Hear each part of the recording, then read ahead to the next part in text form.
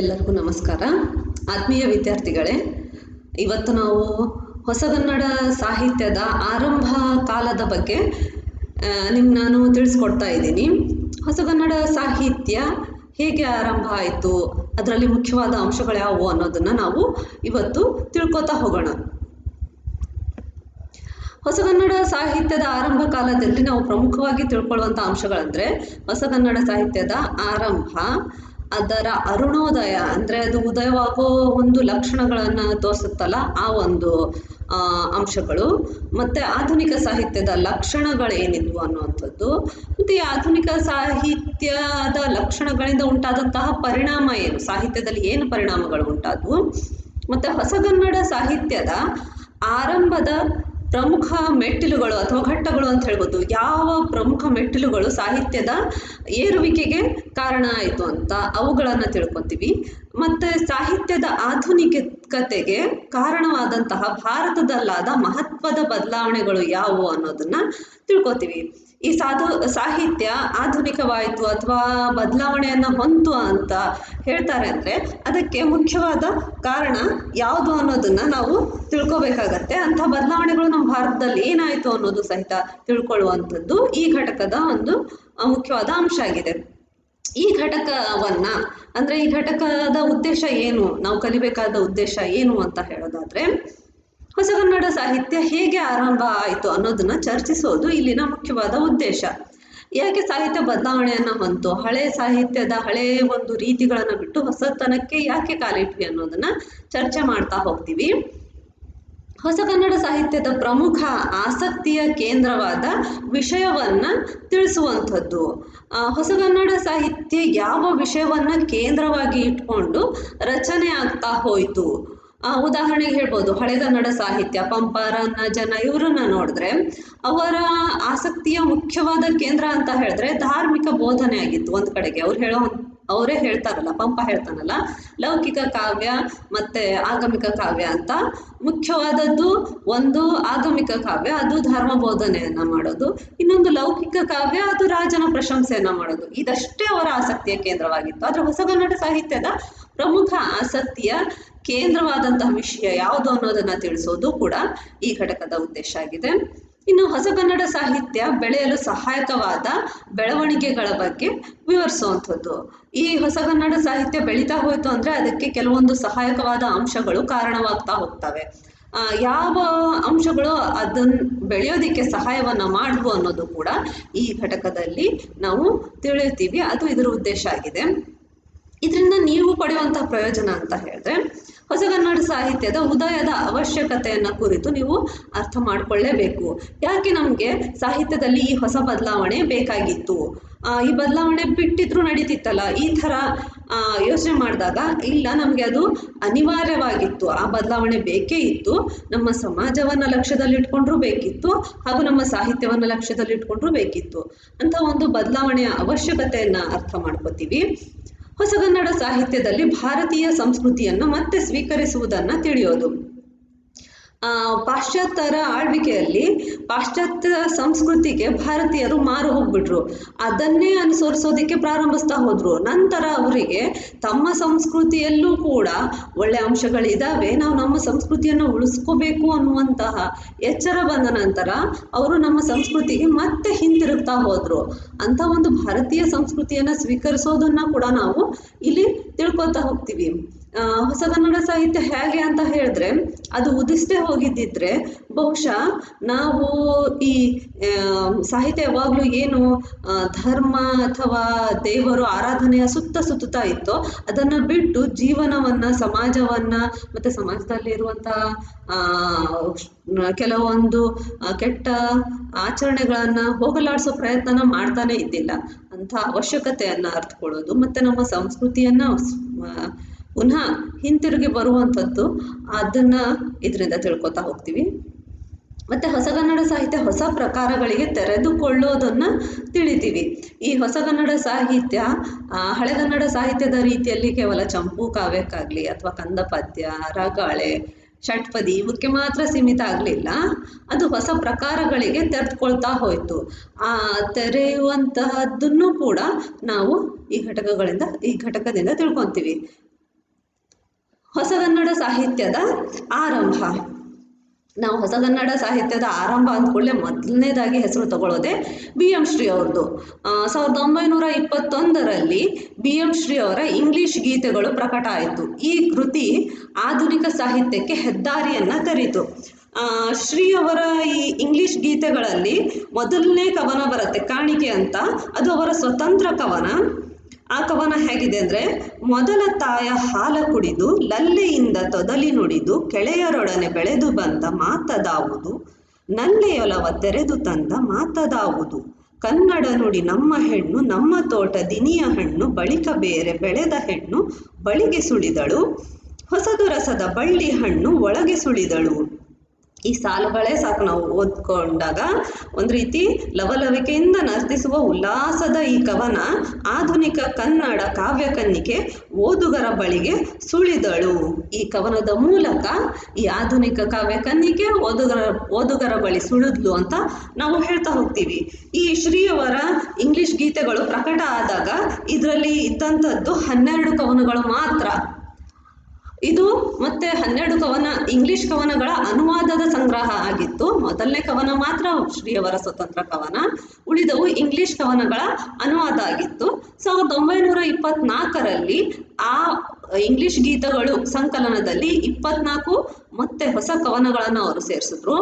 1926ರಲ್ಲಿ ಇನ್ನೂ 35 ಕವನಗಳನ್ನು ಸೇರಿಸಿದ್ರು. ಒಟ್ಟು 64 ಕವನಗಳು ಅದರಲ್ಲಿ ಸೇರಿದ್ವು.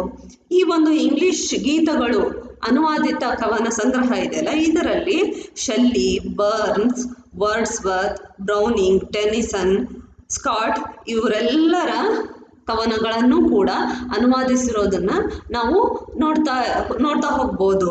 ಅಂತಹ ಅನುವಾದದ ಒಂದೆರಡು ಉದಾಹರಣೆಗಳನ್ನು ಕೊಡ್ಬೋದು. ಇಂಗ್ಲೀಷಿನ ಜೆಂಟಲ್ ಮೇಡನ್ ಅನ್ನುವಂಥದ್ದನ್ನು ಎಲೆಹೆಣ್ಣೆ ಅಂತ, ಮತ್ತು ಕಿಸಸ್ ಅನ್ನುವಂಥದ್ದನ್ನು ಬಿನ್ನಾಣ ಅಂತ, ಇನ್ನೊಂದು ಲೀಡ್ ಕೈಂಡ್ಲಿ ಲೈಟ್ ಕರುಣಾಳು ಬಾ ಬೆಳಕೆ ಅನ್ನುವಂಥ ಹೆಸರಿಂದ, ಬ್ರಿಡ್ಜ್ ಆಫ್ ಸೈಸ್ ಅನ್ನುವಂಥದ್ದನ್ನು ದುಃಖ ಸೇತು ಅಂತ ಈ ರೀತಿಯಾಗಿ ಅನುವಾದವನ್ನು ಮಾಡಿದ್ರು. ಈ ಅನುವಾದಿತ ಕವನಗಳು ಅಂತ ಇವನ್ನ ನಾವು ನೋಡಿದ್ರೂ ಕೂಡ ಇದು ಸ್ವತಂತ್ರತೆಯನ್ನು ಪಡೆದಿರೋದನ್ನು ಕೂಡ ನಾವು ಕಾಣ್ತೀವಿ. ಪೂರ್ಣವಾಗಿ ಮೂಲ ಕವನ ಏನಿದೆಯೋ ಅದರ ರೀತಿಯಲ್ಲಿರದೆ ಅದಕ್ಕೆ ಹೊಸ ಮೆರಗನ್ನು ಕೊಟ್ಟಿರುವಂಥದ್ದನ್ನು ನಾವು ಈ ಕವನಗಳಲ್ಲಿ ಕಾಣ್ಬೋದು. ಈ ಒಂದು ಕವನ ಸಂಕಲನವೇ ಆಧುನಿಕ ಸಾಹಿತ್ಯದ ಹೆದ್ದಾರಿಯನ್ನು ತೆಗೆದಿದ್ದು ಅಂತ ನಾವು ಹೇಳ್ತಾ ಹೋಗ್ತೀವಿ. ಇನ್ನು ಆಧುನಿಕ ಸಾಹಿತ್ಯದ ಅರುಣೋದಯ ಅಂದರೆ ಇದು ಪ್ರಾರಂಭ ಆಗೋದರ ಮುನ್ಸೂಚನೆಗಳನ್ನು ಕೊಡುವಂತಹ ಕೆಲವೊಂದು ಕೃತಿಗಳನ್ನು ನಾವು ಕನ್ನಡ ಸಾಹಿತ್ಯದಲ್ಲಿ ಕಾಣ್ತೀವಿ. ಈ ಅರುಣೋದಯದ ಈ ಕೆಳಗಿನ ಕೃತಿಗಳಲ್ಲಿ ಮೊದಲೇ ಕಂಡಿತ್ತು ಅನ್ನುವಂಥದ್ದು. ಆ ಕೃತಿಗಳು ಯಾವುದಾದ್ರು ಅಂತ ಹೇಳಿದ್ರೆ, ಮುದ್ದಣನ ರಾಮಾಶ್ವಮೇಧ, MS ಪುಟ್ಟಣ್ಣ ಅವರ ಮಾಡಿದ್ದುಣ್ಣೋ ಮಹಾರಾಯ, ಉತ್ತರ ಕನ್ನಡ ಜಿಲ್ಲೆಯಲ್ಲಿ ರಚಿತವಾದುದು ಅಂತ ಹೇಳಲಾದ ಇಕ್ಕಪ್ಪ ಹೆಗಡೆ ಪ್ರಹಸನ. ಈ ಕೃತಿಗಳು ಈ ಆಧುನಿಕ ಸಾಹಿತ್ಯ ಇನ್ನೇನು ಪ್ರಾರಂಭ ಆಗ್ತಾ ಇದೆ ಅನ್ನುವಂತಹ ಸೂಚನೆಗಳನ್ನು ಕೊಡ್ತಾ ಹೋದವು. ಈ MS ಪುಟ್ಟಣ್ಣ ಅವರ ಮಾಡಿದ್ದುಣ್ಣೋ ಮಹಾರಾಯ ಈ ಕೃತಿ, ಇದರಲ್ಲಿ ಮುಖ್ಯವಾಗಿ ಗಮನಿಸಬೇಕಾದಂತಹ ಅಂಶಗಳು ಅಂತ ಹೇಳಿದ್ರೆ, ಜೀವನ ಶ್ರದ್ಧೆ, ಮನುಷ್ಯ ಸ್ವಭಾವದಲ್ಲಿನ ನೈಜವಾದ ಆಸಕ್ತಿ, ಮನಸ್ಸಿನ ವ್ಯಾಪಾರವನ್ನು ಚಿತ್ರಿಸುವ ಪ್ರಯತ್ನ, ಪಾತ್ರಗಳ ಘರ್ಷಣೆಯಿಂದ ಕಥಾವಸ್ತುವನ್ನು ಮುಂದುವರಿಸುವಂತಹ ತಂತ್ರ, ಇವೆಲ್ಲವುಗಳಿಂದ ಇದೊಂದು ಕಾದಂಬರಿ ಅನ್ನೋ ಹಾಗೆ ಕಂಡುಬರುತ್ತೆ ಅಂತ ಒಂದು ಕೃತಿ ಇದು. ಇಲ್ಲಿ ಜೀವನದಲ್ಲಿನ ಒಳಿತು ಕೆಡುಕುಗಳ ಘರ್ಷಣೆಯನ್ನು ಗಂಭೀರವಾಗಿ ವಿಶ್ಲೇಷಣೆ ಮಾಡಲಾಗತ್ತೆ. ಅಂದರೆ ಜೀವನವನ್ನು ಮುಖ್ಯವಾಗಿ ಇಟ್ಕೊಂಡು ಬರೆದಿರುವಂಥದ್ದು, ಹಾಗಾಗಿ ಕಾದಂಬರಿಯ ರೂಪದಲ್ಲಿ ನಮಗದು ಕಂಡು ಬರ್ತಾ ಹೋಗುತ್ತೆ. ಇನ್ನು ಮುದ್ದಣನ ರಾಮಾಶ್ವಮೇಧ, ಸಾಮಾನ್ಯವಾಗಿ ನೀವೆಲ್ಲರೂ ಈಗಾಗಲೇ ಓದಿರ್ಬೋದು ಅಥವಾ ತಿಳ್ಕೊಂಡಿರ್ಬೋದು ಮುದ್ದಣ ಮನೋರಮೆಯರ ಸಲ್ಲಾಪ ಅನ್ನುವಂಥ ವಿಷಯವನ್ನು. ಈ ರಾಮಾಶ್ವಮೇಧದಲ್ಲಿ ಅದೇ ಮುಖ್ಯವಾದಂತಹ ಅಂಶ ಆಗುತ್ತೆ. ರಾಮಾಶ್ವಮೇಧ ಕೃತಿಯಲ್ಲಿ ಬರುವಂತಹ ಈ ಒಂದು ಭಾಗವನ್ನು ಹೇಗೆ ಹೇಳ್ತಾರೆ ಅಂದರೆ, ಸಾಮಾನ್ಯ ಒಂದು ಚಿತ್ರಕ್ಕೆ ಸುವರ್ಣದ ಚೌಕಟ್ಟು ಹಾಕಿದ ಹಾಗೆ ಆಗಿದೆ ಅಂತ ಹೇಳ್ತಾರೆ. ರಾಮಾಶ್ವಮೇಧದ ಕಥೆ ಏನು ಅಂದರೆ, ಅದೇ ಶ್ರೀರಾಮ ಅಗಸನೊಬ್ಬನ ಆಕ್ಷೇಪಣೆಯನ್ನು ಕೇಳಿ ಅದು ಗೊತ್ತಾಗಿದ್ರಿಂದ ಸೀತೆಯನ್ನು ಕಾಡಲ್ಲಿ ಬಿಟ್ಟ. ನಂತರ ಯುದ್ಧ ಆಗತ್ತೆ, ಅಶ್ವಮೇಧ ಯಾಗವನ್ನು ಶ್ರೀರಾಮ ಮಾಡ್ತಿರ್ತಾನೆ, ಯುದ್ಧ ನಡೀತಾ ಇರುತ್ತೆ. ರಾಮನ ಸೈನ್ಯ ಮತ್ತೆ ರಾಮನ ಮಕ್ಕಳು, ಸೀತೆಯ ಮಕ್ಕಳು ಯಾರಿದಾರಲ್ಲ ಲವಕುಶ, ಅವರ ನಡುವೆ ಒಂದು ಯುದ್ಧ ಆಗತ್ತೆ. ಒಟ್ಟಿನಲ್ಲಿ ಇದೊಂದು ಶೇಷರಾಮಾಯಣದ ಕಥೆ. ಆ ಕಥೆ ಸಾಮಾನ್ಯವಾಗಿ ನಮ್ಮ ಹಳೆಗನ್ನಡ ಎಲ್ಲ ಕೃತಿಗಳು ಹೆಂಗೆ ಪ್ರಾರಂಭ ಆಗಿದ್ದಾವೆ ಅಂದರೆ ದೇವರ ಸ್ತುತಿಯನ್ನು ಮಾಡೋದು ಅಥವಾ ಗುರುಗಳ ಸ್ತುತಿಯನ್ನು ಮಾಡೋದು, ಅದರಿಂದ ಪ್ರಾರಂಭ ಆಗಿದ್ದಾವೆ. ಆದರೆ ಈ ಕೃತಿ ಮಾತ್ರ ಪ್ರಾರಂಭ ಆಗೋದು ಓ ಕಾಲ ಪುರುಷಂಗೆ ಗುಣಂ ಅಣಂ ಇಲ್ಲಂಗಡ ನಿಸ್ತೇಜಂಗಡ ಜಡಂಗಡ ಒಡಲೋಳ್ ಗುಡುಗುಟ್ಟುಗುಂಗಡ, ಈ ರೀತಿಯಲ್ಲಿ ಪ್ರಾರಂಭ ಆಗತ್ತೆ. ಮತ್ತೆ ಇದು ಪೂರ್ತಿಯಾಗಿ ಪ್ರಾರಂಭ ಆಗೋದೇ ಮಳೆಗಾಲದ ವರ್ಣನೆಯ ಮೂಲಕ. ಮಳೆಗಾಲದ ವರ್ಣನೆಯಿಂದ ಇದು ಪ್ರಾರಂಭ ಆಗೋದ್ರಿಂದಾನೇ ಮೊದಲೇ ಚಿತ್ರಮಯ ಅನ್ಸುತ್ತೆ. ಅಂದರೆ ಹಳೆಗನ್ನಡ ಕೃತಿಗಳ ಒಂದು ಹಾಕಿಕೊಟ್ಟಂತಹ ಸಂಪ್ರದಾಯವನ್ನು ಈ ಕೃತಿಯಲ್ಲಿ ಮುದ್ದಣ ಮುರಿದಿದ್ದಾನೆ. ಇದು ಹೊಸಗನ್ನಡದ ಅರುಣೋದಯಕ್ಕೆ ಒಂದು ಸೂಚನೆಯನ್ನು ಕೊಡ್ತಾ ಹೋಗುತ್ತೆ. ಅಲ್ಲದೆ ನಂತರ ಈ ಕಥೆ ಪ್ರಾರಂಭ ಆಗೋದು ಮಳೆಯಿಂದ ಮನಸ್ಸು ಬೇಸತ್ತಿದೆ, ಒಂದು ಕಥೆ ಹೇಳು ಅಂಥೇಳಿ ಮನೋರಮೆ ಹೇಳ್ತಾಳೆ. ಆಗ ಕಥೆ ಪ್ರಾರಂಭ ಆಗತ್ತೆ. ಅದರಲ್ಲೂ ಕೂಡ ಹಳೆಗನ್ನಡ, ಹೊಸಗನ್ನಡ, ಸಂಸ್ಕೃತ ಇವೆಲ್ಲದರ ಬಗ್ಗೆ ವಿಶ್ಲೇಷಣೆಯನ್ನು ಮಾಡ್ತಾ ಹೋಗ್ತಾರೆ. ಮನೋರಮೆ ಕಥೆಯನ್ನು ಹೇಳು ಅಂದ್ಕೂಡ್ಲೇನೆ ಮುದ್ದಣ ಅದನ್ನು ಪ್ರಾರಂಭಿಸುವಂಥ ರೀತಿ ನಮಗೆ ಒಬ್ಬ ಪಂಡಿತನ ರೀತಿ ಇದೆ. ಆದರೆ ಮನೋರಮೆ ಅದನ್ನು ನಿಲ್ಲಿಸಿ ತನಗೆ ಯಾವ ರೀತಿ ಕತೆ ಹೇಳಬೇಕು ಅನ್ನುವಂಥದ್ದು ಒಬ್ಬ ಸಾಮಾನ್ಯ ಮನುಷ್ಯ ಕೇಳುವಂತಹ ರೀತಿಯಲ್ಲಿದೆ. ಹಾಗಾಗಿ ಸಾಮಾನ್ಯ ಮನುಷ್ಯನಿಗೆ ಸ್ಪಂದಿಸಬೇಕು ಕವಿಗಳು ಅನ್ನೋ ಅಂಶ ಇಲ್ಲಿ ನಮಗೆ ಸ್ಪಷ್ಟವಾಗತ್ತೆ. ಮುದ್ದಣ ಕಥೆನ ಸಂಸ್ಕೃತದಿಂದ ಪ್ರಾರಂಭಿಸ್ತಾನೆ. ಸ್ವಸ್ತಿ ಶ್ರೀಮತ್ ಸುರಾಸುರೇಂದ್ರ ಮುನೀಂದ್ರ ಫಣೀಂದ್ರ ಮಣಿ ಮಕುಟ ತಟ ಘಟಿತ ಅನ್ನುವಂಥ ಪದಗಳನ್ನು ಬಳಸ್ತಾ ಅವನು ಪ್ರಾರಂಭಿಸಿದ ಕೂಡಲೇ ಮನೋರಮೆ ಹೇಳ್ತಾಳೆ, ತಡೆ ನೀರಿಳಿಯದ ಗಂಟರೊಳ್ ಕಡುಬಂ ತುರುಕಿದಂತಾಯಿತು ಅಂತ ಹೇಳಿ. ಅದನ್ನು ಆ ರೀತಿ ಹೇಳೋದ್ರ ಜೊತೆಗೆ ಮತ್ತೆ ಅವನು ಪದ್ಯದಲ್ಲಿ ಹೇಳಬೇಕು ಗದ್ಯದಲ್ಲಿ ಹೇಳಬೇಕು ಅಂದಾಗ ಪದ್ಯಂ ವದ್ಯಂ ಗದ್ಯಂ ಹೃದ್ಯಂ ಅಂತ ಹೇಳ್ತಾಳೆ. ಈ ರೀತಿ ಮುದ್ದಣ ಮನೋರಮೆಯರ ಸಲ್ಲಾಪ ಸಾಹಿತ್ಯದ ಒಂದು ಹೊಸ ಉದಯಕ್ಕೆ ಒಂದು ಪಡಿಯಚ್ಚನ ಹಾಕೊಟ್ಟ ಹಾಗೆ ಕಾಣ್ತಾ ಹೋಗುತ್ತೆ. ಆದ್ದರಿಂದ ಇವು ಅರುಣೋದಯಕ್ಕೆ ಕಾರಣವಾದಂತಹ ಮಹತ್ವದ ಕೃತಿಗಳು ಅಂತ ನಾವು ಗುರುತಿಸ್ತೀವಿ. ಅದರ ನಂತರ ನಾವು ಹೇಳ್ಬೋದು ಅಂತ ಹೇಳಿದ್ರೆ ಈಸ್ಟ್ ಇಂಡಿಯಾ ಕಂಪನಿ ಇವರ ಆಳ್ವಿಕೆ ಮುಗಿದು ಭಾರತದಲ್ಲಿ ನೇರವಾಗಿ ಇಂಗ್ಲೆಂಡಿನ ಆಳ್ವಿಕೆ ಬಂದ ಮೇಲೆ ನೆಲೆಸಿದ ಶಾಂತಿ. ಅಂದರೆ ಇಲ್ಲಿನ ರಾಜರ ಆಳ್ವಿಕೆ ಎಲ್ಲ ಕೊನೆಗೊಳ್ತಾ ಹೋಯಿತು. ಈಸ್ಟ್ ಇಂಡಿಯಾ ಕಂಪನಿ ಆಳ್ವಿಕೆನೂ ಮುಗೀತು, ಇಂಗ್ಲೆಂಡಿನ ಆಳ್ವಿಕೆ ಪ್ರಾರಂಭವಾಯಿತು. ಆಗ ಯುದ್ಧಗಳೆಲ್ಲ ಕಡಿಮೆ ಆಯಿತು. ಮುಗಿದ ರಾಜ್ಯಗಳ ನಡುವಿನ ಘರ್ಷಣೆ ಅಂದರೆ ರಾಜರ ನಡುವಿನ ಘರ್ಷಣೆಗಳು, ಬ್ರಿಟಿಷರು ಮತ್ತು ರಾಜರ ನಡುವಿನ ಘರ್ಷಣೆ ಇವೆಲ್ಲವೂ ನಿಂತು ಹೋಯಿತು. ಅದಕ್ಕೆ ಶಾಂತಿ ನೆಲೆಸ್ತಾ ಹೋಯಿತು. ಆ ಶಾಂತಿ ನೆಲೆಸಿದ ನಂತರ ಇಲ್ಲಿ ಇಂಗ್ಲಿಷ್ ಅಧಿಕಾರಿಗಳೇ ರಾಜ್ಯ ಸೂತ್ರವನ್ನು ವಹಿಸ್ಕೊಂಡ್ರು. ಆಗ ಬಂದಂತಹ ದಿವಾನರು ಇರ್ಬೋದು ಅಥವಾ ಕಮಿಷನರ್ಗಳಿರ್ಬೋದು, ಇವರೆಲ್ಲರ ರಾಜ್ಯದಲ್ಲಿ ಆಳ್ವಿಕೆಯನ್ನು ಪ್ರಾರಂಭಿಸಿದಾಗ ದೇಶದಲ್ಲೆಲ್ಲ ಇಂಗ್ಲಿಷ್ ವಿದ್ಯಾಭ್ಯಾಸ ಕ್ರಮ ಪ್ರಾರಂಭ ಆಯಿತು. ಈ ಇಂಗ್ಲಿಷ್ ವಿದ್ಯಾಭ್ಯಾಸ ಕ್ರಮ ಪ್ರಾರಂಭ ಆದಾಗ ಹೊಸ ವಿಚಾರಗಳು, ಹೊಸ ವಿಷಯಗಳ ಅಧ್ಯಯನ ಮತ್ತು ಚಾರಿತ್ರಿಕ ಪ್ರಜ್ಞೆ ಇವೆಲ್ಲವೂ ಮೂಡ್ತಾ ಹೋದವು. ಇಂಗ್ಲಿಷ್ ಭಾಷೆಯನ್ನು ಅಧ್ಯಯನ ಮಾಡ್ತಾ ಮಾಡ್ತಾ ನಮಗೆ ಪಾಶ್ಚಾತ್ಯ ದೇಶದ ಕೃತಿಗಳನ್ನು ಅಧ್ಯಯನ ಮಾಡುವಂತಹ ಒಂದು ಅವಕಾಶ ಸಿಗ್ತಾ ಹೋಯಿತು. ಆ ಪಾಶ್ಚಾತ್ಯ ಕೃತಿಗಳಲ್ಲಿ ನಾವು ನಮ್ಮ ದೇಶದಲ್ಲಿ ಎಂದೂ ನೋಡದೇ ಇರುವಂತಹ ಹೊಸ ವಿಷಯಗಳನ್ನು ಕಾಣ್ತಾ ಹೋದ್ವಿ. ಆಗ ನಮ್ಮ ದೇಶದಲ್ಲಿ ಯಾವುದರ ಕೊರತೆ ಇದೆ, ಯಾವ ಪದ್ಧತಿಗಳನ್ನು ನಾವು ನಿಲ್ಲಿಸಬೇಕು, ಯಾವ ಹೊಸ ಬದಲಾವಣೆಗಳನ್ನು ತರಬೇಕು ಅನ್ನುವಂಥದ್ದು ಗೊತ್ತಾಗ್ತಾ ಹೋಯಿತು. ಆಗ ನಮ್ಮಲ್ಲಿ ಈ ಸತಿ ಪದ್ಧತಿ ಮತ್ತು ಬಾಲ್ಯ ವಿವಾಹ ಇವುಗಳನ್ನು ಹೋಗಲಾಡಿಸ್ಬೇಕು ಅಂಥೇಳಿ ಏನು ರಾಜಾರಾಮ್ ಮೋಹನ್ ರಾಯ್ ಅವರು ಪ್ರಯತ್ನಿಸಿದ್ರು, ಅಂಥ ಪ್ರಯತ್ನಗಳು ಪ್ರಾರಂಭ ಆದವು. ವಿಧವಾ ವಿವಾಹಕ್ಕೆ ಪ್ರೋತ್ಸಾಹ ದೊರೀತಾ ಹೋಯಿತು. ಅಸ್ಪೃಶ್ಯತೆ ತೊಲಗಬೇಕು ಅನ್ನುವಂಥ ಹೊಸ ವಿಚಾರ ರೀತಿ ಬೆಳೀತಾ ಹೋಯಿತು. ಈ ಎಲ್ಲವುಗಳು ಪ್ರಾರಂಭ ಆಗಿದ್ದು ಇಂಗ್ಲಿಷ್ ವಿದ್ಯಾಭ್ಯಾಸದಿಂದ. ಆ ಒಂದು ವಿದ್ಯಾಭ್ಯಾಸ ಹೊಸ ಬದಲಾವಣೆಗೆ ಅವಕಾಶವನ್ನು ಮಾಡಿಕೊಡ್ತಾ ಹೋಯಿತು. ಹೀಗೆ ಇಡೀ ಭಾರತದಲ್ಲಿ ಪಾಶ್ಚಾತ್ಯ ಇಂಗ್ಲಿಷ್ ವಿದ್ಯಾಭ್ಯಾಸ ಕ್ರಮ ಹೊಸ ಬದಲಾವಣೆಗಳನ್ನು ತಂದುಕೊಡ್ತಾ ಹೋಯಿತು.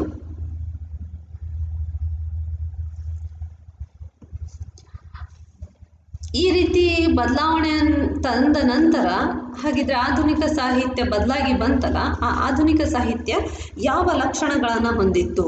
ಬದಲಾಗಿ ಬಂದಂತಹ ಸಾಹಿತ್ಯ ಏನನ್ನ ಹೇಳ್ತಿತ್ತು? ಈಗ ಹಳೆಗನ್ನಡ ಸಾಹಿತ್ಯ ಅಂತೂ ಆಗಮಿಕ ಲೌಕಿಕ ಕಾವ್ಯ ಅಥವಾ ಕುಮಾರವ್ಯಾಸ ಅವನು ಹೇಳುವಂಥದ್ದು ಕೃಷ್ಣನ ಕಥೆನೇ ಹೇಳ್ತಾ, ಅಂದರೆ ಧಾರ್ಮಿಕವಾಗಿ ಹೇಳ್ತಾ ಹೋದ. ಹರಿಹರ ಹೇಳ್ತಾ ಇದ್ದ ದೇವ್ರ ಬಗ್ಗೆನೇ ಬರಿಬೇಕು ಅನ್ನುವಂಥದ್ದು. ರಾಘವಾಂಕನು ಕೂಡ ಅದನ್ನೇ ಹೇಳಿದ್ದು. ಕೀರ್ತನಕಾರರು ದೇವರ ಸ್ತುತಿಯಲ್ಲಿ ಹಾಡ್ತಾ ಹೋದ್ರು. ವಚನಕಾರರು ಶರಣರು ಅವರು ಕೂಡ ದೇವರ ಆರಾಧನೆಯಲ್ಲೇ ತೊಡ್ಕೊಂಡಿದ್ದಂಥವ್ರು. ಹಾಗಿದ್ರೆ ಆಧುನಿಕ ಸಾಹಿತ್ಯದ ಲಕ್ಷಣ ಏನು ಅಂತ ಹೇಳಿದ್ವಿ ಅಂದರೆ, ಆಧುನಿಕ ಸಾಹಿತ್ಯ ಹುಟ್ಟಿ ಬಂತಲ್ಲ, ಆ ಸಾಹಿತ್ಯದ ಮುಖ್ಯ ಲಕ್ಷಣ ಆಗಿದ್ದು ಈ ಸಾಹಿತ್ಯದ ಆಸಕ್ತಿಯ ಕೇಂದ್ರ ಮನುಷ್ಯ, ದೇವರಲ್ಲ. ಇಲ್ಲಿ ಮನುಷ್ಯನನ್ನೇ ಕೇಂದ್ರವಾಗಿರಿಸ್ಕೊಂಡು ಸಾಹಿತ್ಯ ರಚನೆ ಪ್ರಾರಂಭವಾಯಿತು. ದೇವರನ್ನ ಕೇಂದ್ರವಾಗಿರಿಸ್ಕೊಳ್ಳಿಲ್ಲ ಇವರು. ಅಂದರೆ ಇದರ ಅರ್ಥ ದೇವರನ್ನ ಮರಿಬೇಕು ಅನ್ನುವಂಥದ್ದಲ್ಲ, ದೇವರನ್ನ ಬಿಟ್ಟೇ ಬಿಟ್ರು ಅನ್ನುವಂಥದ್ದಲ್ಲ. ನಾವು ಈ ಆಧುನಿಕ ಸಾಹಿತ್ಯದಲ್ಲೇ ನೋಡ್ಬೋದು, ಮಾಸ್ತಿ ವೆಂಕಟೇಶ ಅಯ್ಯಂಗಾರ್ ಅವರ ಕವನಗಳಲ್ಲಿ ಸಂಪೂರ್ಣವಾದಂತಹ ಸಮರ್ಪಣಾ ಭಾವವನ್ನು ಕಾಣ್ತೀವಿ. ಕುವೆಂಪು ಅವರು ಕೂಡ ಮನುಷ್ಯನನ್ನ ಮೀರಿದ ಒಂದು ಶಕ್ತಿ ಇದೆ ಅನ್ನೋದನ್ನು ಅವರೂ ಗುರುತಿಸ್ತಾರೆ. ಅಂದರೆ ಅವರು ದೇವರನ್ನ ನಂಬಲ್ಲ ಅಥವಾ ದೇವರನ್ನ ನಿರಾಕರಿಸಿದ್ರು ಅಂತ ಅಲ್ಲ, ಆದರೆ ಮನುಷ್ಯನನ್ನ ಕೇಂದ್ರವಾಗಿ ಇಟ್ಕೊಂಡ್ರು. ದೇವರಿಗಿಂತ ಹೆಚ್ಚಾಗಿ ಮನುಷ್ಯನನ್ನ ಕೇಂದ್ರವಾಗಿ ಇಟ್ಕೊಂಡು ಸಾಹಿತ್ಯ ರಚನೆ ಮಾಡಿದ್ರು. ಅವ್ರಿಗೆ ಗೊತ್ತಿತ್ತು ಮನುಷ್ಯ ಇದು ಮುಖ್ಯವಾಗಿ ಮನುಷ್ಯ ಸರ್ವಶಕ್ತನಲ್ಲ ಎಂದು ಗುರುತಿಸಿಯೂ ಅವನು ದೀನ ಎಂದು ಭಾವಿಸಿದಾಗಲೂ ಅವನಲ್ಲಿ ಆಸಕ್ತಿ ಕಳೆದುಕೊಳ್ಳುವುದಿಲ್ಲ. ಹಿಂದಿನಲ್ಲೆಲ್ಲ ಮನುಷ್ಯ ಜನ್ಮ ಇದು ನಶ್ವರ, ದೇವರು ಶಾಶ್ವತ, ಈ ಥರದ್ದೆಲ್ಲ ವಿಷಯಗಳನ್ನು ಕಾಣ್ತಾ ಹೋಗ್ತಿದ್ವಿ. ಪೊನ್ನ ಹೇಳೋ ಹಾಗೆ ಕೈಕೊಳ್ಳೊಡೆ ಆತ್ಮಸುಖವನ್ನೇ ಕೈಕೊಳ್ಳುವುದು ದೇಹಿ, ಧರೆ ಶಾಶ್ವತ ಮಲ್ತು ಅನ್ನೋ ಹಾಗೆ ಅಂಥ ಒಂದು ಅಂಶಗಳನ್ನು ಇವರು ಕಳ್ಕೊಳ್ಳಿಲ್ಲ, ಅಂಥ ಒಂದು ಅಂಶಗಳನ್ನು ಇವರು ಫಾಲೋ ಮಾಡಲಿಲ್ಲ.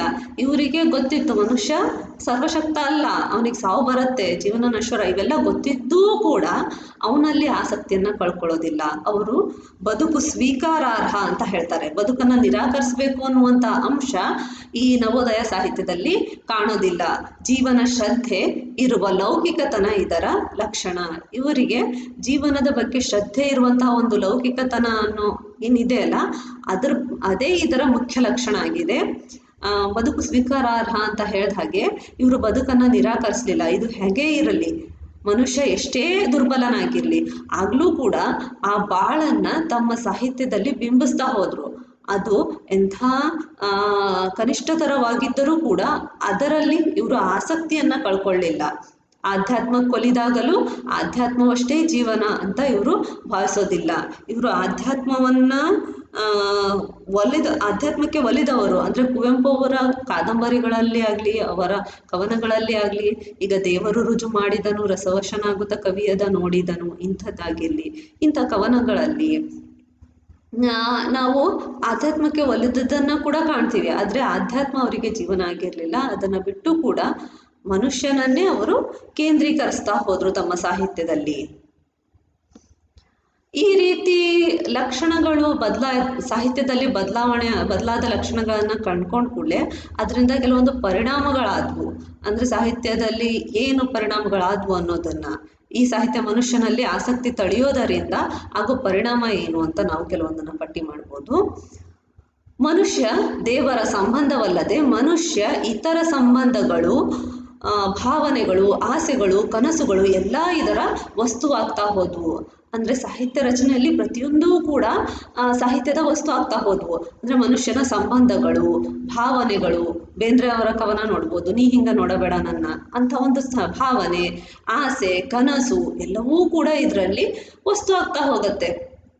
ನಿಸರ್ಗದಲ್ಲಿ ಆಸಕ್ತಿ, ಅದರ ಚೆಲುವಿನಲ್ಲಿ ಬೆರುಗು, ನಿಸರ್ಗ, ಪ್ರಕೃತಿ ಸೌಂದರ್ಯ ಇದು ನವೋದಯದ ಮುಖ್ಯ ಅಂಶವಾಗಿ ಕಾಣುತ್ತೆ. ಹೊಸಗನ್ನಡ ಸಾಹಿತ್ಯ ಪ್ರಾರಂಭದ ಘಟ್ಟವೇ ನವೋದಯ.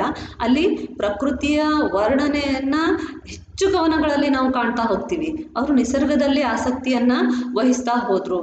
ಅಂದರೆ ಶ್ರಾವಣ ಬಂತು ಕಾಡಿಗೆ, ಬಂತು ನಾಡಿಗೆ, ಬಂತು ಬೀಡಿಗೆ, ಶ್ರಾವಣ ಬಂದ ರೀತಿಯನ್ನು ವರ್ಣಿಸೋದು, ಆ ಮಳೆಯ ಬಗ್ಗೆ ವರ್ಣಿಸುವಂಥ ಕವನ ಇರ್ಬೋದು. ಹೀಗೆ ಪ್ರಕೃತಿಯನ್ನು ತಮ್ಮ ಕವನಗಳಲ್ಲಿ ವರ್ಣನೆ ಮಾಡ್ತಾ, ಆರಾಧನೆ ಮಾಡ್ತಾ ಹೋದರು. ಪ್ರತಿಯೊಂದು ಅಂಶದಲ್ಲೂ ಬೆರಗನ್ನು ಕಾಣ್ತಾ ಹೋದರು. ಮನುಷ್ಯನ ಸ್ನೇಹ, ಪ್ರೇಮ, ದ್ವೇಷ ಎಲ್ಲ ಇದಕ್ಕೆ ವಸ್ತು ಆಯಿತು. ಆಧುನಿಕ ಸಾಹಿತ್ಯಕ್ಕೆ ಮನುಷ್ಯನ ಭಕ್ತಿ ಮಾತ್ರ ವಸ್ತು ಆಗಿರಲಿಲ್ಲ, ಮನುಷ್ಯನ ಸ್ನೇಹ, ಪ್ರೀತಿ, ದ್ವೇಷವನ್ನೂ ಕೂಡ ವಸ್ತುವನ್ನಾಗಿಸಿಕೊಂಡು ಸಾಹಿತ್ಯ ರಚನೆ ಪ್ರಾರಂಭವಾಯಿತು. ಹೌದು, ನಾವು ಈ ದಲಿತ ಮತ್ತು ಬಂಡಾಯ ಸಾಹಿತ್ಯಗಳನ್ನು ನೋಡ್ತಾ ಹೋದ್ವಿ ಅಂತ ಹೇಳಿದ್ರೆ, ಆ ದಲಿತ ಮತ್ತು ಬಂಡಾಯ ಸಾಹಿತ್ಯದಲ್ಲಿ ಸಮಾಜದ ಕೆಳವರ್ಗದವರನ್ನು, ತುಳಿತಕ್ಕೊಳಗಾದವರನ್ನು ಮುಂದೆ ತರಬೇಕು ಅಂದಾಗ ಅವರಲ್ಲಿ ಆ ಒಂದು ದ್ವೇಷ ಇತ್ತಲ್ಲ, ಆ ದ್ವೇಷವನ್ನು ಅವರು ಕವನಗಳ ಮೂಲಕ ಹೊರಹಾಕಿದ್ರು. ಅಂಥ ದ್ವೇಷವನ್ನು ಹೊರಹಾಕಬೇಕಾದ್ರೂ ನಾವು ಅಂಥ ಕವನಗಳನ್ನು ಕೂಡ ನೋಡ್ತೀವಿ. ಇವರು ಸಿದ್ಧಲಿಂಗಯ್ಯ ಅವರು ಬರೆದಿರುವಂತಹ ಇಕ್ರಲ, ವದೀರ್ಲ, ಈ ನನ್ನ ಮಕ್ಕಳ ಚರ್ಮ ಎಬ್ರಲ್ಲ ಅನ್ನುವಂತಹ ಕವನನೇ ನೋಡ್ಬೋದು. ಈ ರೀತಿ ಪ್ರತಿಯೊಂದೂ ಕೂಡ ಅವರ ಸಾಹಿತ್ಯಕ್ಕೆ ವಸ್ತುವಾಗ್ತಾ ಹೋಯಿತು. ಮಾನವನ ಜೀವನದಲ್ಲಿ ಆಸಕ್ತಿಯಾದುದರಿಂದ ಅವನ ಅಂತಸ್ತು ಮುಖ್ಯವಲ್ಲ. ಅವರಿಗೆ ಆಧುನಿಕ ಸಾಹಿತಿಗಳಿಗೆ ಮಾನವನ ಜೀವನದಲ್ಲಿ ಆಸಕ್ತಿ ಇತ್ತು, ಅವನ ಅಂತಸ್ತಿನಲ್ಲೆಲ್ಲ. ಆದ್ದರಿಂದ ಅವರು ಸಾಹಿತ್ಯಕ್ಕೆ ಕೇವಲ ಶ್ರೀಮಂತ ವ್ಯಕ್ತಿ ಮಾತ್ರ ಅಥವಾ ಶ್ರೀಮಂತಿಕೆ ಇರುವಂಥವರು ಮಾತ್ರ ವಸ್ತುವಾಗಲಿಲ್ಲ, ಒಬ್ಬ ಬಡ ವ್ಯಕ್ತಿ ಕೂಡ ವಸ್ತುವಾದ. ಹೇಗೆ ಹೇಳ್ಬೋದು ಅಂದರೆ, ಕಾರಂತರ ಚೋಮನಂತಹ ಒಬ್ಬ ಸಾಮಾನ್ಯ ವ್ಯಕ್ತಿ ಕೂಡ ಸಾಹಿತ್ಯಕ್ಕೆ ವಸ್ತು ಆಗ್ತಾ ಹೋದ. ಆದ್ದರಿಂದ ಇಲ್ಲಿ ಯಾವುದು ಕೂಡ ಅಂತಸ್ತನ್ನು ಅನುಸರಿಸಲಿಲ್ಲ. ಅಂದರೆ ರಾಜಾಶ್ರಯದಲ್ಲಿದ್ದವರು ರಾಜರನ್ನೇ ವಸ್ತುವನ್ನಾಗಿ ಮಾಡ್ಕೋತಿದ್ರಲ್ಲ, ಆ ಥರ ಅಲ್ಲ. ಸಾಮಾನ್ಯ ವ್ಯಕ್ತಿ, ಸಾಮಾನ್ಯ ಜೀವನದ ಸಾಮಾನ್ಯ ಘಟನೆಗಳು ವಸ್ತುವಾಗ್ತಾ ಹೋದವು. ಇದು ಪ್ರಯೋಗ ಪ್ರಿಯ ಕಾವ್ಯ, ನಾಟಕ, ಕಾದಂಬರಿ ಹೀಗೆ ವಿವಿಧ ಪ್ರಕಾರಗಳನ್ನು ಬಳಸ್ಕೊಳ್ತಾ ಹೋಯಿತು. ಇಲ್ಲಿ ಹೊಸ ಪ್ರಯೋಗಗಳು ನಡೀತಾ ಹೋದವು. ಕವನಗಳನ್ನೇ ನೋಡಿದಾಗ ನಾವು ಪ್ರಗಾಥ, ಸುನೀತ ಅನ್ನುವಂತಹ ಕವನಗಳನ್ನು, ಕಾದಂಬರಿ, ಸಣ್ಣ ಕಥೆ, ಮಹಾಕಾವ್ಯ, ಮತ್ತು ಆತ್ಮಕಥೆ, ಜೀವನ ಚರಿತ್ರೆ, ಪ್ರಬಂಧ, ಈ ಎಲ್ಲ ಪ್ರಕಾರಗಳಲ್ಲೂ ಕೂಡ ಹೊಸ ಹೊಸ ಪ್ರಯೋಗಗಳು ನಡೆದವು. ಧಾರ್ಮಿಕ ವಿವರಣೆ, ನೀತಿ ಬೋಧೆಗಾಗಿ ಬರೆಯೋದಲ್ಲ. ಸಾಹಿತ್ಯ ರಚನೆ ಕೇವಲ ಧರ್ಮಗಳ ವಿವರಣೆಗಾಗಿ ಅಥವಾ ನೀತಿ ಬೋಧನೆಗಾಗಿ ಬರೆಯೋದಲ್ಲ. ಇಲ್ಲಿ ಜೀವನವನ್ನು ಪ್ರಸ್ತುತಪಡಿಸೋದು ಮುಖ್ಯ ಅನ್ನುವಂತಹ ಅಂಶ ಕಂಡುಕೊಳ್ತಾ ಹೋದ್ವಿ. ತನ್ನ ವೈಯಕ್ತಿಕ ಕಾಲ್ಪನಿಕ ಅನುಭವಗಳನ್ನು ಜೀವನಕ್ಕೆ ತನ್ನ ಹೃದಯ ಸ್ಪಂದಿಸಿದ ರೀತಿಯನ್ನು ಭಾಷೆಯಲ್ಲಿ ಮೈಗೂಡಿಸಲು ವಿಶಿಷ್ಟ ಮಾಧ್ಯಮ ಆರಿಸಿಕೊಳ್ಳಲಾಗುತ್ತದೆ. ತನ್ನ ಕಾಲ್ಪನಿಕ ಅನುಭವಗಳನ್ನೇ ಇರಲಿ ಅಥವಾ ಜೀವನಕ್ಕೆ ಯಾವ ರೀತಿ ಹೃದಯ ಸ್ಪಂದಿಸ್ತಾ ಇತ್ತು ಅನ್ನೋದಕ್ಕಾಗಲಿ ಆ ಒಂದು ಅಂಶಕ್ಕೆ ಹೊಂದುವಂತಹ ಮಾಧ್ಯಮವನ್ನು ಹುಡುಕೊಂಡ್ರು. ಕೆಲವೊಂದು ಭಾವನೆಗಳಿಗೆ ಕವನವೇ ಬೇಕಿರುತ್ತೆ, ಕೆಲವೊಂದು ಅಂಶಗಳನ್ನು ಹೇಳೋದಕ್ಕೆ ಒಂದು ಸಣ್ಣ ಕಥೆ ಬೇಕಿರುತ್ತೆ, ಕೆಲವೊಂದನ್ನು ಹೇಳೋದಕ್ಕೆ ಪ್ರಬಂಧಗಳು ಬೇಕಿರ್ತವೆ. ಈ ರೀತಿ ಯಾವ ಹೊಂದಿಕೆ ಆಗುತ್ತೋ ಆ ಮಾಧ್ಯಮವನ್ನು ಆರಿಸ್ಕೊಳ್ಳೋದಕ್ಕೆ ಪ್ರಾರಂಭಿಸಿದ್ರು. ಈ ರೀತಿ ಸಾಹಿತ್ಯ ಹೊಸ ಹೊಸ ಪ್ರಯೋಗಗಳನ್ನು ಮಾಡ್ತಾ ಹೋಯಿತು, ಹೊಸ ಹೊಸ ಪ್ರಕಾರಗಳಿಗೆ ತೆರೆದುಕೊಳ್ತಾ ಹೋಯಿತು. ಛಂದಸ್ಸು ಪ್ರಾಸದ ವಿಷಯದಲ್ಲಿ ಸ್ವತಂತ್ರವನ್ನು ತಗೊಂಡ್ರು. ಗೋವಿಂದ ಪೈ ಅವರು ಹೇಳ್ತಾರೆ, ಪ್ರಾಸವನ್ನು ಬಿಟ್ಟು ನಾನು ಸಾಹಿತ್ಯ ರಚನೆಗೆ ಇವತ್ತು ಮೊದಲು ಮಾಡ್ತಾ ಇದ್ದೀನಿ ಅಂಥೇಳಿ. ಹಾಗೆ ಪ್ರಾಸ, ಛಂದಸ್ಸು ಈ ಎಲ್ಲ ಕಟ್ಟಳೆಗಳಿಂದ ಸಾಹಿತ್ಯ ಸ್ವತಂತ್ರವನ್ನು ಪಡ್ಕೊಂತು. ಇನ್ನು ಹೊಸಗನ್ನಡ ಸಾಹಿತ್ಯದ ಆರಂಭದ ಪ್ರಮುಖ ಮೆಟ್ಟಿಲುಗಳು ಅಂದರೆ ಹೊಸಗನ್ನಡ ಸಾಹಿತ್ಯ ಬೆಳೀತಾ ಹೋಗೋದಕ್ಕೆ ಸಹಾಯಕವಾದಂತಹ ಅಂಶಗಳು ಯಾವುದು ಅಂತ ಹೇಳ್ಬೋದು ಅಂದರೆ, 1916ರಲ್ಲಿ ಮೊಟ್ಟ ಮೊದಲ ವಿಶ್ವವಿದ್ಯಾಲಯ ಕನ್ನಡದ್ದು ಮೈಸೂರು ವಿಶ್ವವಿದ್ಯಾಲಯ ಸ್ಥಾಪನೆ ಆಯಿತು. ಈ ವಿಶ್ವವಿದ್ಯಾಲಯ ಸ್ಥಾಪನೆ ಆದಮೇಲೆ ಅಲ್ಲಿ ಓದೋದಕ್ಕೆ ವಿದ್ಯಾರ್ಥಿಗಳು ಬರೋದಕ್ಕೆ ಪ್ರಾರಂಭಿಸಿದ್ರು. ವಿದ್ಯಾರ್ಥಿಗಳು ಬರ್ತಾ ಹೋದರು. ವಿದ್ಯಾರ್ಥಿಗಳು ಬರೋದಲ್ಲದೆ ಇಲ್ಲಿ ಹೊಸ ಹೊಸ ವಿಚಾರಗಳ ಚರ್ಚೆ ಅವೆಲ್ಲ ನಡೀತಾ ಹೋಯಿತು. ಹಾಗಾಗಿ ಇದು ಕೂಡ ಸಾಹಿತ್ಯ ಬೆಳೆಯೋದಕ್ಕೆ ಕಾರಣ ಆಯಿತು. ದೇಶದಲ್ಲಿ ಅಚ್ಚುಕೂಟ, ವೃತ್ತಪತ್ರಿಕೆಗಳು ಪ್ರಾರಂಭವಾದವು. ಆಧುನಿಕತೆಯೊಂದಿಗೆ ಪ್ರಾರಂಭವಾದಂತಹ ಈ ಅಚ್ಚುಕೂಟ, ವೃತ್ತಪತ್ರಿಕೆಗಳು, ಅಚ್ಚುಕೂಟದಿಂದಾಗಿ ಎಷ್ಟೋ ಪುಸ್ತಕಗಳು ಪ್ರಕಟ ಆಗಿ ಜನರಿಗೆ ಸುಲಭ ಬೆಲೆಯಲ್ಲಿ ಸಿಗೋದಕ್ಕೆ ಪ್ರಾರಂಭಿಸಿದ್ವು. ಆಗ ಜನರು ಪುಸ್ತಕಗಳನ್ನು ಓದೋದನ್ನು ಪ್ರಾರಂಭಿಸಿದ್ರು. ಜನಸಾಮಾನ್ಯರು ಕೂಡ ಪುಸ್ತಕಗಳನ್ನು ಓದೋದರಲ್ಲಿ ಆಸಕ್ತಿಯನ್ನು ತಳೆದ್ರು. ವೃತ್ತಪತ್ರಿಕೆಗಳ ಪ್ರಕಟಣೆಯಿಂದ ಹೊಸ ವಿಚಾರಗಳು ಜನರಿಗೆ ತಲುಪೋದಕ್ಕೆ ಪ್ರಾರಂಭ ಆದವು. 1820ರಲ್ಲಿ ಜಾನ್ ಮೆಕರೆ ಕಲ್ಲಚ್ಚಿನಲ್ಲಿ ಕನ್ನಡ ಭಾಷೆಯ ವ್ಯಾಕರಣವನ್ನು ಸಿದ್ಧಪಡಿಸಿದ್ರು.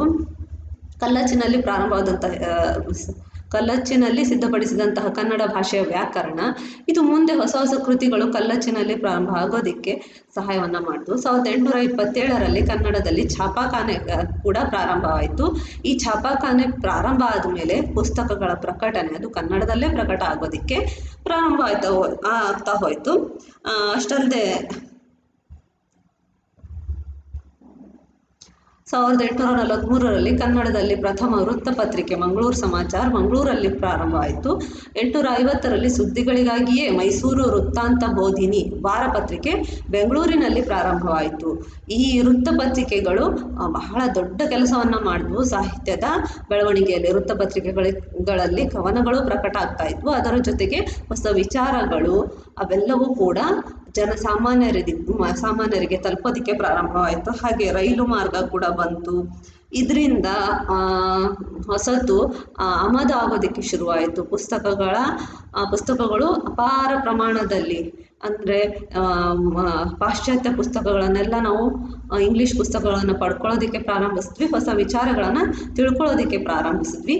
ಈ ಎಲ್ಲವೂ ಕೂಡ ಒಂದು ಮೆಟ್ಟಿಲಿನ ರೀತಿಯಲ್ಲಿ ಆಧುನಿಕ ಸಾಹಿತ್ಯ ಬೆಳೆಯೋದಕ್ಕೆ ಕೆಲಸ ಮಾಡ್ತಾ ಹೋದವು. ಇನ್ನು ಆಧುನಿಕ ಸಾಹಿತ್ಯಕ್ಕೆ ಕಾರಣವಾದಂತಹ ಭಾರತದಲ್ಲಾದ ಮಹತ್ವದ ಬದಲಾವಣೆಗಳು ಯಾವುದು ಅಂತ ನಾವು ನೋಡ್ಬೋದು. ಈ ಮಹತ್ವದ ಬದಲಾವಣೆಗಳಂದರೆ 19ನೇ ಶತಮಾನದ ಕಡೆಯ ದಶಕಗಳು ಮತ್ತು 20ನೇ ಶತಮಾನದ ಮೊದಲ 2 ದಶಕಗಳು.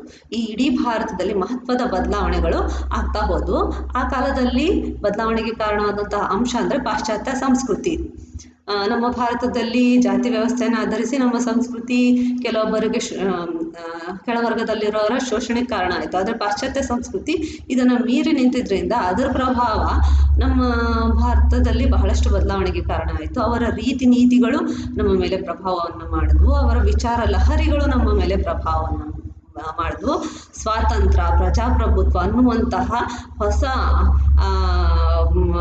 ಕಾನ್ಸೆಪ್ಟ್ಗಳನ್ನು ನಾವು ಅರ್ಥ ಮಾಡ್ಕೊಳ್ಳೋದಕ್ಕೆ ಪ್ರಾರಂಭಿಸಿದ್ವಿ. ಅದುವರೆಗೂ ನಮಗೆ ಸ್ವಾತಂತ್ರ್ಯ ಅಥವಾ ಪ್ರಜಾಪ್ರಭುತ್ವ ಇವುಗಳ ಬಗ್ಗೆ ಯಾವುದೇ ಕಲ್ಪನೆ ಕೂಡ ಇದ್ದಿಲ್ಲ. ಅಂಥವರಿಗೆ ಇವೆಲ್ಲವುಗಳು ಅರ್ಥ ಆಗೋದಕ್ಕೆ ಪ್ರಾರಂಭಿಸಿದ್ವು. ವ್ಯಕ್ತಿಯ ಮಹತ್ವವನ್ನು ಕುರಿತ ಕಲ್ಪನೆಗಳು ಅಂದರೆ ಕೇವಲ ರಾಜನೇ ಮುಖ್ಯ ಅಥವಾ ಮೇಲ್ಜಾತಿಯ ವ್ಯಕ್ತಿಗಳೇ ಮುಖ್ಯ ಅನ್ನುವಂಥ ಕಲ್ಪನೆ ಇಟ್ಕೊಂಡಂತಹ ಭಾರತದಲ್ಲಿ ಪ್ರತಿಯೊಬ್ಬ ವ್ಯಕ್ತಿಯೂ ಕೂಡ ಪ್ರತಿಯೊಬ್ಬ ಮನುಷ್ಯನೂ ಮುಖ್ಯ, ಕೇವಲ ದೇವರೂ ಮುಖ್ಯ ಅಲ್ಲ, ಮನುಷ್ಯನನ್ನು ಮುಖ್ಯವಾಗಿ ಕಾಣುವಂತಹ ವಿಚಾರ ಪ್ರಾರಂಭ ಆಗ್ತಾ ಹೋಯಿತು. ಇವುಗಳ ಪ್ರಭಾವ ಕನ್ನಡಿಗರ ಮೇಲೂ ಆಯಿತು. ಪಾಶ್ಚಾತ್ಯ ಸಂಸ್ಕೃತಿಗೆ ಒಮ್ಮೆ ಮನಸೊತ್ತು ಒಮ್ಮೆ ಅದಕ್ಕೆ ಬೆನ್ನು ತಿರುಗಿಸಿ, ಅಂದರೆ ಮೊದಲಿಗೆ ಪಾಶ್ಚಾತ್ಯ ಸಂಸ್ಕೃತಿಗೆ ಸೋತೋದ್ರು.